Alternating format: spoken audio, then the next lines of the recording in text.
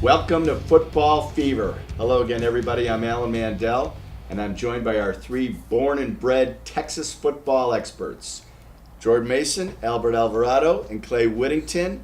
This is Class 4A and Class 3A, and it's sort of an easy week for us because we only got one game. Llano, I think I'm pronouncing that right, Jordan. Llano visits Salado. Been a tough first half for Salado, but they looked a little bit better against Gatesville. Your thoughts on the Salado Eagles? Yeah, the offense was able to get going some more in this game. Jacob Little had about 225 yards passing and a touchdown to Jacob Quick, a nice connection with him. Tyler Armstrong had a 49-yard rushing touchdown, and McLean Matthews actually had a nice game. Was the leading rusher and receiver with 100 yards on the 1 yards on the ground, 77 through the air. So offense actually got going in this one, and still a tough loss, but maybe something that they can build on going into Llano, because Llano's been having offensive issues, only 7 points in their last two games. So good chance for Salado to really get some momentum and that first win of the season. Okay, we'll be rooting for the Eagles. Then the rest of our teams are off. Let's start with Gatesville. Gatesville's off, but Spear 19 for 23 for 200, and I think it was 262 yards passing in the first half.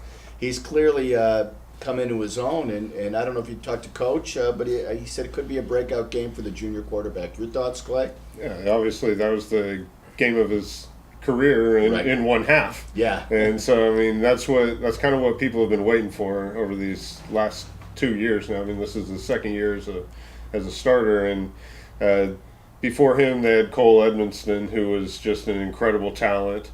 And so he's kind of had to live in that shadow for a while, which can't be easy. I mean, that guy's a legend around there.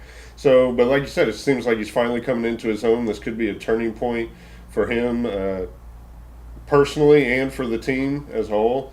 And so they're taking a lot of momentum into the bye week, and then they open with La Vega, who has only got one win on the season, so there's possibility to extend this further. So this could be a real turning point in the season, like you said, for Gatesville. Okay, and another team that you cover so well, Lampass, is having a great season. I don't know, can we call it any other word, but great. They are running the ball, and winning.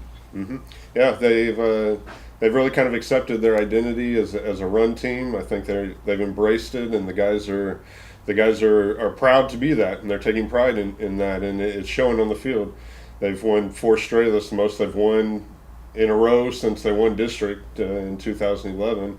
And last week they overcame a lot of adversity with their starting quarterback, Cohen Cockburn, had to have an appendectomy over the weekend after they won at Lorena, so he missed the game. So they had their backup quarterback in there, and Colin Bowen, and all he did was lead the team in rushing and guide them to a victory against Canyon Lake. So this is a team that's very, very confident, and kind of like Gatesville, they're taking that confidence into the bye week, and it could grow from there. They're going to have a tough challenge in the district opener against Robinson, but they've been testing themselves all year, and I'm sure they're looking at this as another opportunity to kind of measure themselves up against the rest of the district. And that's a heck of a backfield. Cale Walker, Todd Phillips, and Cockburn, when he's healthy, can run. But like you say, Bowen can run too. I mean, it's like pick your poison, correct? Right. They have a lot of options, and the funny thing is Bowen plays more defense. I mean, he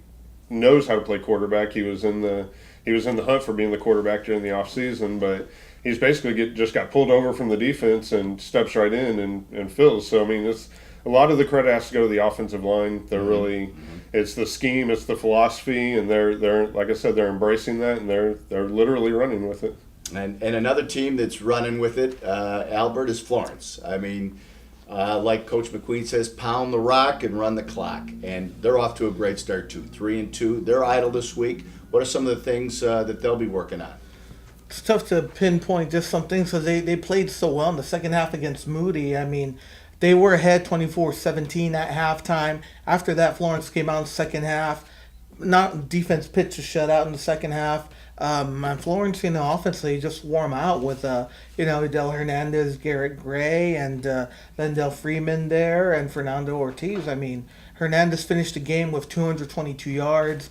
I mean, all 521 yards that Florence picked up were on the ground. So they have a lot of momentum. They're feeling good about themselves, which is great because I don't know if anyone could remember Florence team that had that good feeling about themselves, that confidence, and they're going to need it because after this bye week, it gets hot and it gets heavy. I mean, they host Lago Vista in that crazy, difficult District 10 3A Division 1 and finish up the season against Rockdale and Cameron Yeo, two-time defending state champions. So it's going to be, they're going to need that. They're going to need probably to win two of these next three to really set themselves up for a playoff push. I mean, four out of the 6 teams make it to the playoffs, so they're going to have to win two of these next three. I mean, it'd be kind of a tough task you to, beat both Rockdale and Cameron Yeo, or even beat one of those two at the end of the season. But, this will be a crucial time here heading into the first part of district. Okay. Thank you, Albert. Thank you, Jordan. Thank you, Clay. And thank you for watching Football Fever. We'll see you right here next week.